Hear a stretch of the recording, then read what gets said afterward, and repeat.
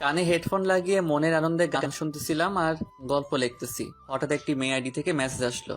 আসসালামু আলাইকুম। আমি কোনো রিপ্লাই দেই নাই, মনে মনে সালামের উত্তরটা নিলাম। মেসেজের রিপ্লাই দেই নাই কারণ আমার অনেক বন্ধু আছে আমার সাথে ফেক আইডি দিয়ে আমার সাথে মজা করে, আর মেয়েদের মেসেজ পেলে ছেলেরা তো পুরাই আকাশে উঠতে থাকে। আমি আবার এইরকম না। আমার পরিচয় তো আপনাদের জানানোই হলো না। আমি ফারহান আহমেদ, এবার ইন্টার সেকেন্ড ইয়ারে পড়ি। আম্মু আব্বুর আদরের দুইটা ছেলে, একটা আমি আর অন্যটা আমার বড় ভাই। আমার বড় ভাইয়ের পড়াশোনা শেষ করে দেশের বাইরে গেছে জব করতে। ভাইয়ার বিয়ের জন্য একটা ভালো পাত্রী খুঁজতেছি। এবারও মনে সুখে গান শুনতেছি আর গল্প লিখতেছি। একটু পর মেয়েটি আবার মেসেজ দিল। কেমন আছেন? জি আলহামদুলিল্লাহ ভালো, আপনি? জি আলহামদুলিল্লাহ ভালো আছি। আপনার কি বেশি অ্যাটিটিউড? কেন হঠাৎ এই কথা বললেন? মেসেজের উত্তর দিচ্ছেন না কেন? একটু কাজে ব্যস্ত ছিলাম। ও, আপনার বাসা কোথায়? রাস্তার সাথে। আর আপনার? ঢাকা। মজা করেন না, বলেন। আমার মজা করতে ভালোই লাগে,